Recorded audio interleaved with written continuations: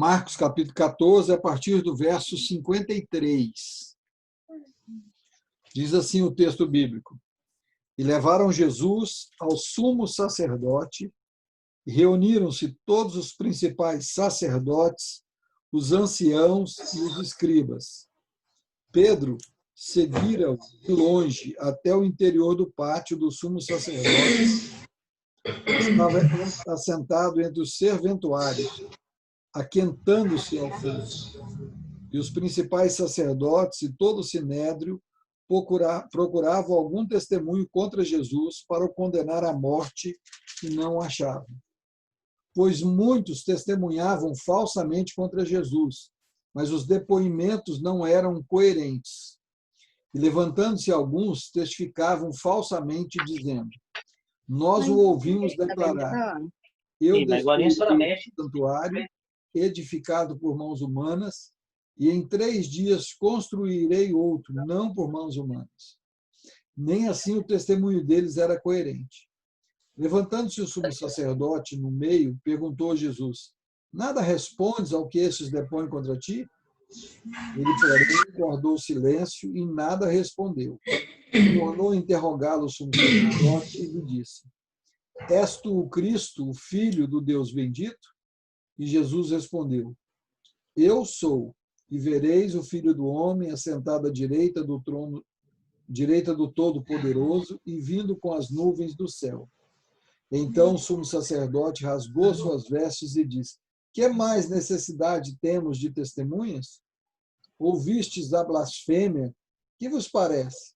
E todos o julgaram réu de morte. Puseram-se alguns a cuspir nele e a cobrir-lhe o rosto, e dar-lhe murros e a dizer-lhe: Profetiza! E os guardas o tomaram a bofetadas. A partir do verso 66. Estando Pedro embaixo no pátio, veio uma das criadas do sumo sacerdote, e vendo a Pedro que as quentava, fixou-o e disse: Tu também estavas com Jesus, o Nazareno. Mas ele o negou, dizendo: Não conheço, nem o compreendo o que dizeis. Assim, e saiu para o alpendre, e o galo cantou. E a criada, vendo-o, tornou a dizer aos circunstantes: Este é um deles. Mas ele outra vez o negou. Pouco depois, os que ali estavam disseram a Pedro: Verdadeiramente és um deles, porque também tu és galileu. Ele, porém, começou a praguejar e a jurar: Não conheço esse homem de quem falais. E logo cantou o galo pela 2ª vez. Então Pedro se lembrou da palavra de Jesus e lhe dissera: Antes que 2 vezes cante o galo, tu me negarás 3 vezes. E caindo em si, desatou a chorar. Amém. Nós estamos estudando Marcos capítulo 14, o final deste capítulo. Jesus está nos últimos momentos da sua vida. Jesus vai ser agora, já foi entregue, nós vimos isso semana passada, que ele foi preso, e agora ele vai ser julgado, condenado à morte e sacrificado.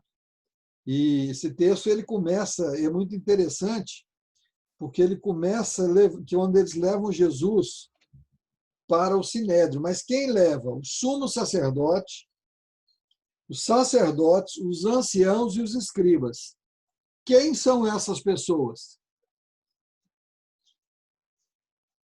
São os religiosos, aqueles que deveriam saber e conhecer as profecias e identificar nelas a Jesus, são os mesmos que conduzem ele para ser condenado. A Bíblia deixa claro em outros textos que assim eles o fizeram, e Pedro, quando vai pregar lá em Atos, ele fala disso, eles fizeram isso por ciúme, por inveja. Os religiosos conduzem a Jesus para ser processado, julgado e condenado. Isso acontece em 3 etapas. Primeiro com Anás, lá na casa dele, João vai relatar isso lá em em João 18, que esse Anás o antigo sumo sacerdote. Ele leva para a própria casa dele. Depois, Jesus é julgado pelo Sinédrio, sob a presidência de Caifás, genro de Anás, e condenado. Nós vamos ver Jesus ser julgado, aí do verso 53 ao 65, que nós lemos agora. Nós vamos ver ele aqui sendo julgado. Depois de julgado, o Sinédrio se reúne e vai enviar Jesus para Pilatos. Nós vamos ver isso no capítulo 15, ou em João 18. E Pilatos encaminha ele para Herodes, o qual manda de volta para Pilatos, e Pilatos, o governador romano, entrega Jesus para ser crucificado. Há o interesse dos religiosos judeus em condenar Jesus. E eles armam algumas situações para conseguir fazê-lo. Eles arrumam testemunhas falsas, eles levam ele lá. A casa de Anás não era lugar de ser julgado, mas eles levam Jesus para lá. Você percebe na própria leitura do texto que há um conluio, um complô, como a gente está acostumado a ver isso no Brasil e no mundo e na história da humanidade, um complô para condenar a Jesus. Uma conspiração, como a Raquel está falando aqui.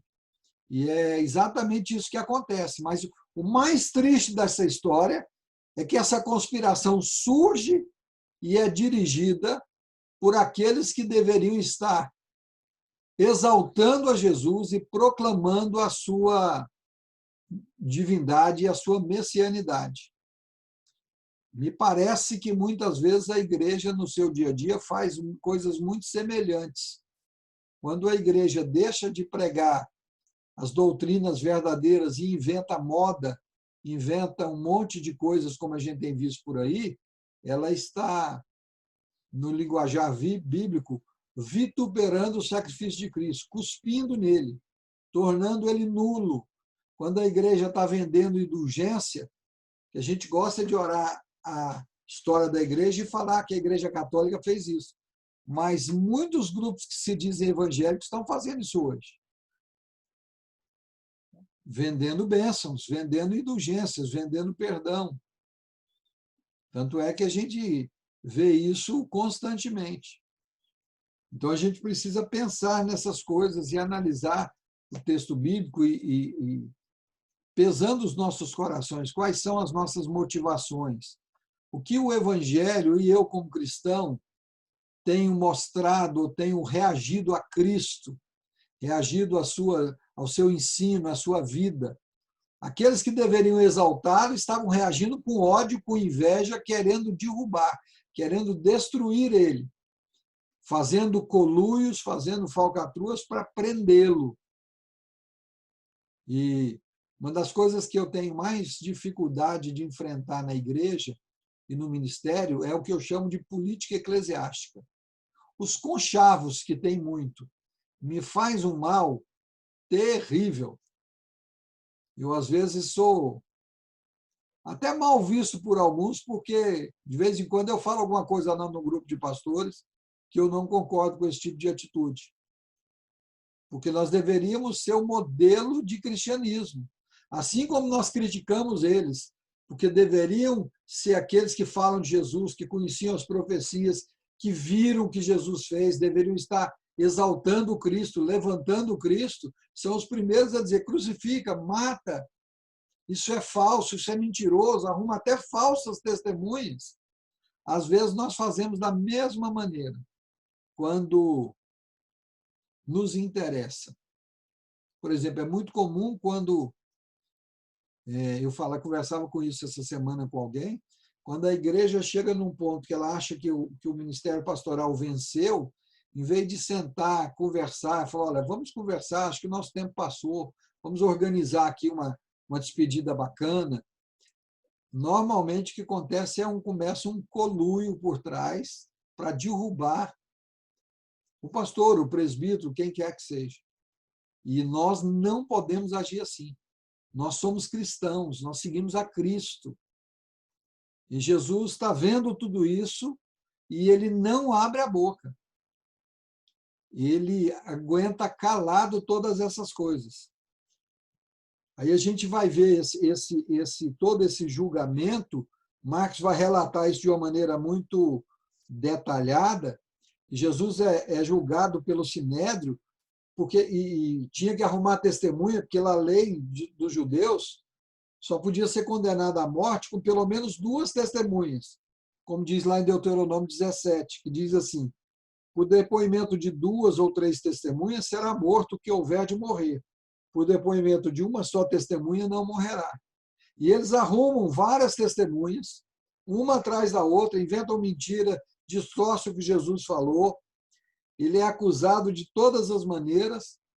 As testemunhas não têm crédito, mas a Bíblia diz que Jesus não abriu a sua boca para cumprir o que Isaías falou, por exemplo, Isaías 53, que como ovelha muda perante os seus tosqueadores, ele não abriu a sua boca. Jesus tinha plena consciência do propósito e do plano de Deus para a vida dele. Lembra que nós já estudamos que ele viveu uma angústia, uma agonia, quase uma depressão em ter que encarar: eu faço a minha vontade ou a vontade de Deus? Ele já tomou a decisão dele: eu vou ser obediente até a morte, morte de cruz, por mais que isso me doa, por mais que isso me custa. E agora, enquanto ele está nessa caminhada, ele simplesmente se cala.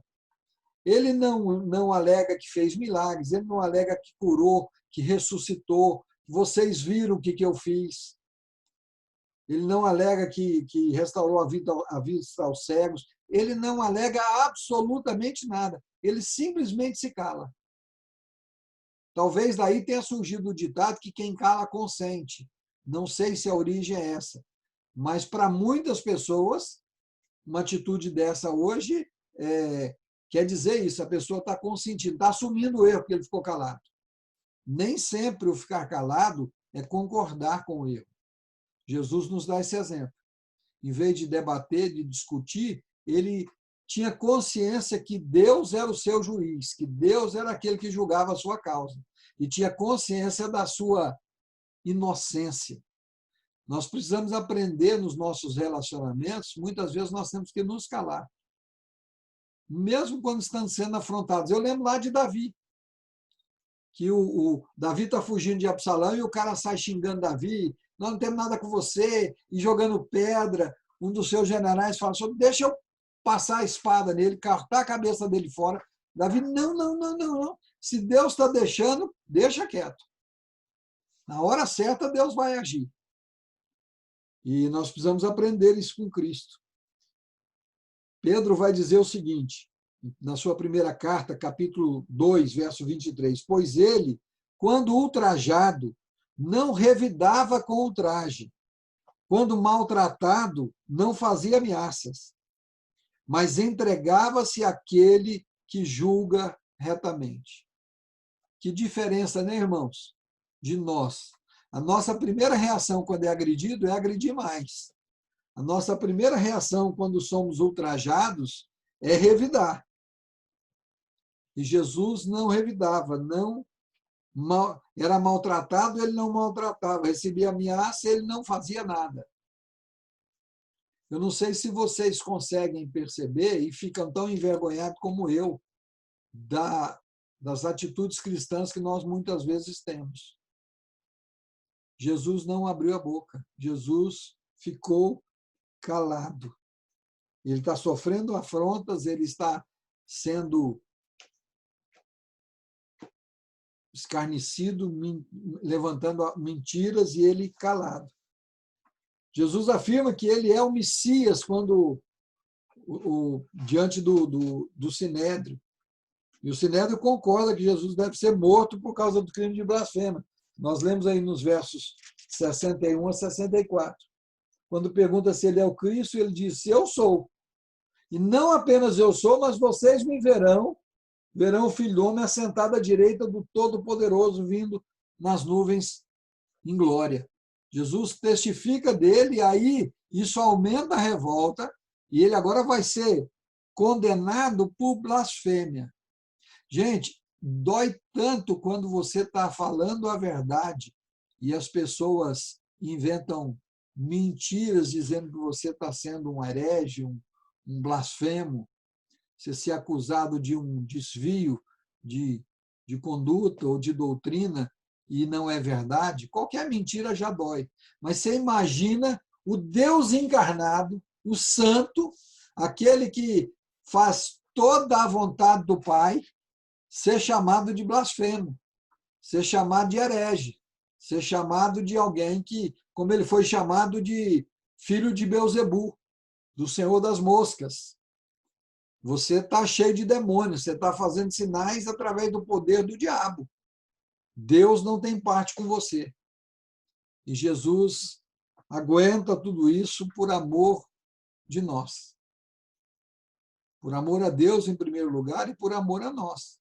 Para pagar o nosso pecado, para mudar a nossa história. E aí ele é bem tratado por aqueles que deveriam protegê-lo, né? Olha o verso 65. Puseram-se alguns a cuspir nele, a cobrir-lhe o rosto e dar-lhes murros e a dizer-lhes, profetiza. E os guardas o tomaram a bofetadas. Ele foi literalmente espancado e zombado. Você não é o filho de Deus? Então profetiza. Tamparam os olhos de Jesus, eles davam socos nele e dizia assim, diz quem te socou. A gente vê algumas cenas dessa hoje, principalmente na mídia social, e a gente fica chocado. Maltratando alguém ou um animal, a gente acha um absurdo. Eles fizeram isso com Deus encarnado, zombando dele, e ele aceitou isso calado por amor à minha vida, por amor à sua vida. Isso deveria gerar em nós um amor tão grande que nos sujeitasse a querer fazer toda a vontade dele sempre. E não apenas isso, o texto continua, e é onde termina o capítulo 14, com aquele apóstolo, um dos três mais achegados, um dos três mais íntimos, diríamos a um amigo de Jesus, que presenciou muita coisa diferente, que viu a transfiguração, que recebeu revelações profundas, negando a Jesus por 3 vezes. A ponto de falar palavrões e dizer, eu não tenho parte com ele, eu não tenho nada a ver com isso, eu não sou desses. E eu fico me perguntando se formos acusados de sermos radicais, de sermos fundamentalistas e tantas coisas que hoje é comum acusar, se vão achar motivo real para isso. Porque Pedro se deixava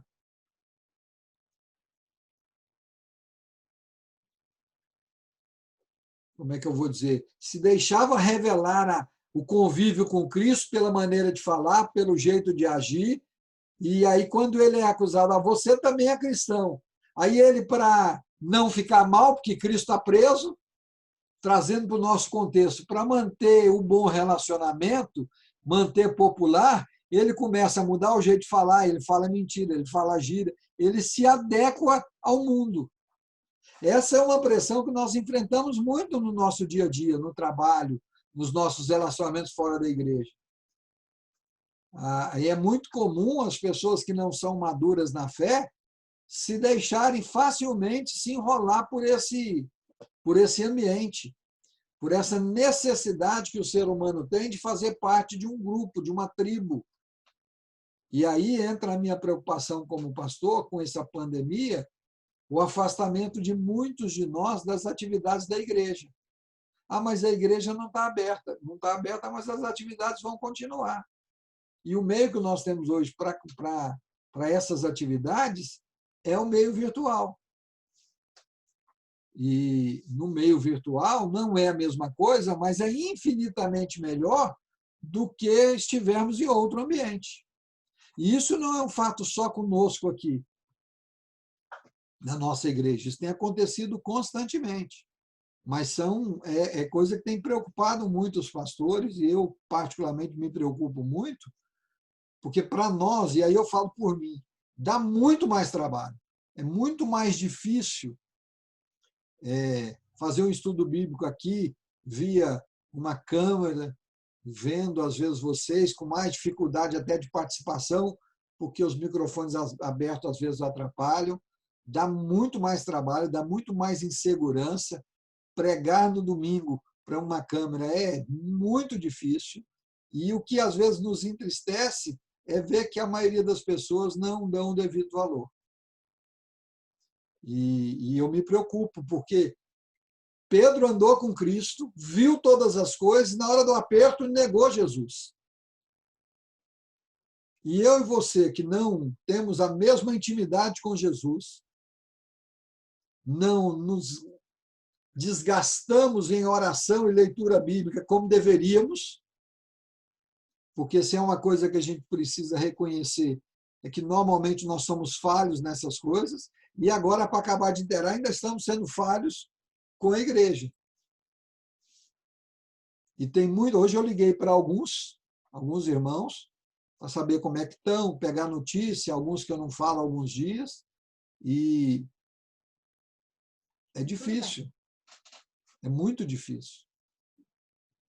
E nós precisamos, não podemos deixar acontecer conosco o que aconteceu com Pedro. Nosso desafio para esses dias é enorme. É enorme. Jesus está caminhando para o momento mais difícil, o momento que ele mais precisava estar com os seus, mas também vai cumprir o que estava escrito: ferirei o pastor e as ovelhas se dispersarão. Ontem eu falava com o Agton, há um consenso no meio dos pastores, praticamente mundial, que as igrejas vão ter que ser replantadas. Alguém me perguntou como é que estão as nossas outras igrejas. As que eu conheço que têm aberto estão desoladas. O pouco envolvimento, pouca participação. E eu só ouvi uma igreja dizer que, ao abrir a porta, muita gente afluiu. E não é da nossa região, uma igreja lá do Rio, nem da nossa denominação é.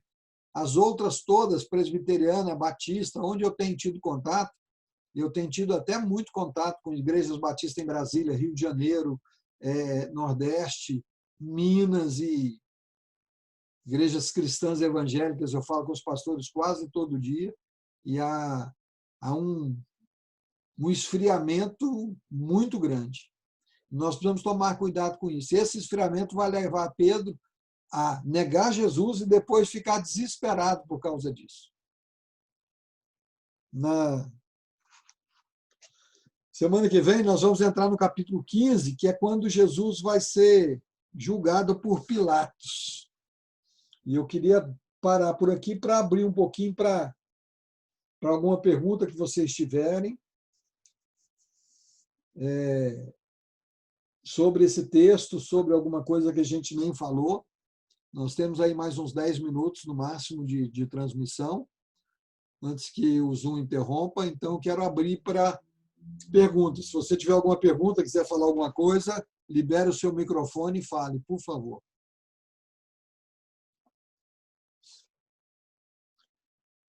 A irmã Marta está lá hoje. Irmã Marta, dá um tchauzinho aí. Estou com saudade da senhora. Que coisa boa. Que bom. É bom estar em casa. Tem um trio ali, tem outro trio aqui e um monte de câmera fechada. Tem uma linda do meu lado aqui, escondida. Ninguém tem dúvida de nada? Todo mundo está sabendo, Marcos. Pode fazer uma sabatina. Fazer uma prova oral, hein, Lara? O que você acha? Numa prova oral? Não? Vou falar em prova, talvez alguns não saibam, o meu filho, Pedro Paulo, e a minha nora, Thalita, foram aprovados com louvor no TCC deles essa semana. Um na terça e um na quarta. E eu fico pensando no desafio que é para os professores também fazer um TCC virtual, uma apresentação virtual, uma defesa de banca virtual. E eles passaram, graças a Deus, estamos felizes por eles. Irmãos, eu quero, então, já que não há dúvidas, pedir aos irmãos para continuem orando pelos enfermos. Nós temos várias pessoas na igreja enfermas,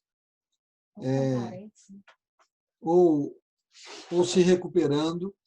A Charlene, o Luciano e a Alice ainda estão se recuperando de dengue. E hoje eu conversei com ela sobre isso, para tomar muito cuidado, porque a dengue diminui muito a imunidade. O Júnior finalmente voltou ao trabalho, o Walter Júnior, depois de enfrentar a contaminação do Covid. A Jordana e a Ana estão fazendo exames e ela está muito tensa. Então, a gente deve orar por eles, porque gera uma incerteza, uma insegurança dentro de casa. O Almeida deu positivo e agora está fazendo exame na Glaida e na família. Isso também gera todo um desconforto no lar. Nós tivemos aí o caso do Rivelino e de tantos outros. Nós precisamos orar muito uns pelos outros. Eu acabo de receber, eu pus no grupo aí de oração, um pedido lá da região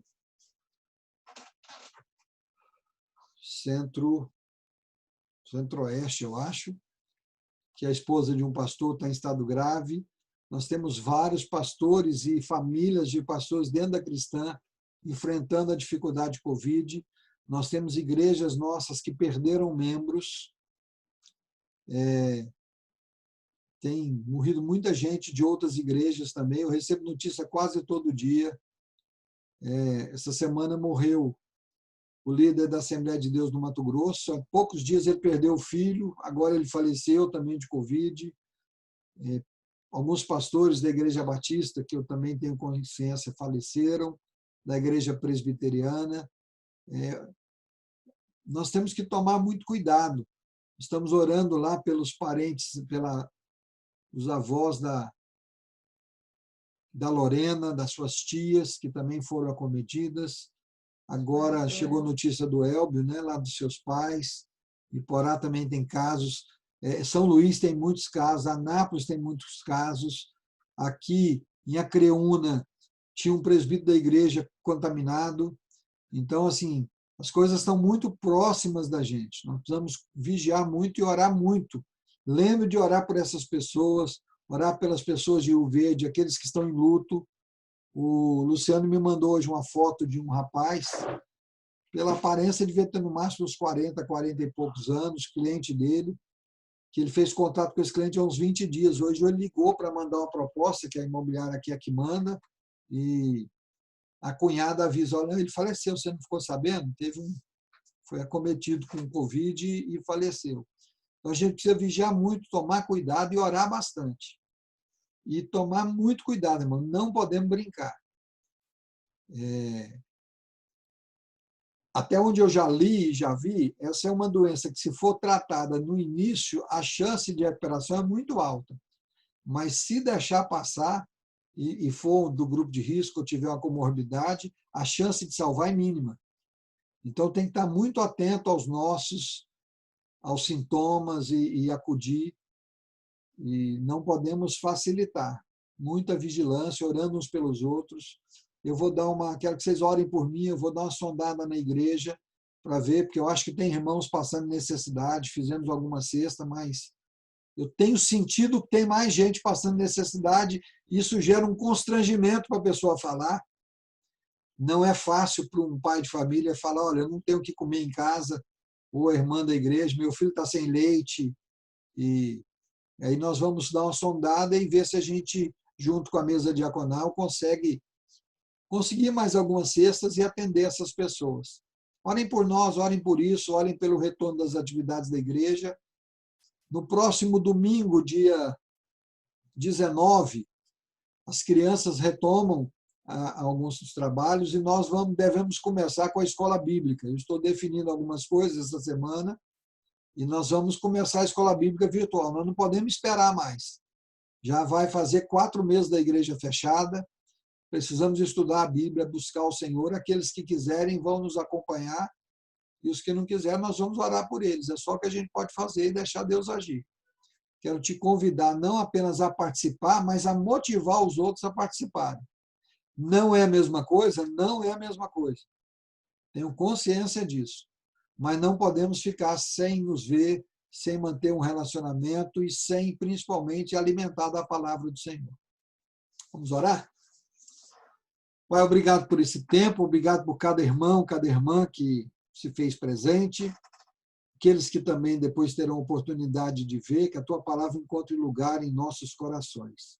Desperta-nos, Senhor, a começar por mim e pela liderança da igreja, aos presbíteros, à mesa diaconal, aos membros da MEAL, a necessidade, ao pessoal da música, a necessidade de estarmos participando, estarmos nos alimentando, estarmos dando continuidade na vida da igreja e principalmente na nossa vida de comunhão com o Senhor. Protege os nossos idosos, protege as nossas crianças, protege os nossos entes queridos e cura aqueles que estão enfermos e dá paz àqueles que estão sem paz. Nós oramos agradecidos em nome de Jesus. Amém. Obrigado, meus irmãos. Deus abençoe vocês. Muito bom estar com vocês. Irmã Marlene, bom vê-la. Deus abençoe, pastor. Deus abençoe os irmãos. Amém. Dani, bom saber que você está aí. Irmã Madalena, Beni, Paola. Marta, eu já falei. Que bom ter vocês. Deus abençoe a todos. Fiquem com Deus. O senhor pode contar comigo na sexta. Depois o senhor fala para que a gente vai fazer. Tá bom, eu vou dar uma sondada, irmã Marlene, e aviso, tá? Tá bom, obrigada. De nada. Deus abençoe vocês. Dá um beijo aí na rádio. Vou dar, pode deixar comigo. Faço questão de dar esse beijo sem máscara. Ele pode, ele pode. Eu dar o do senhor e o meu. Tá bom. Deus abençoe vocês. Amém.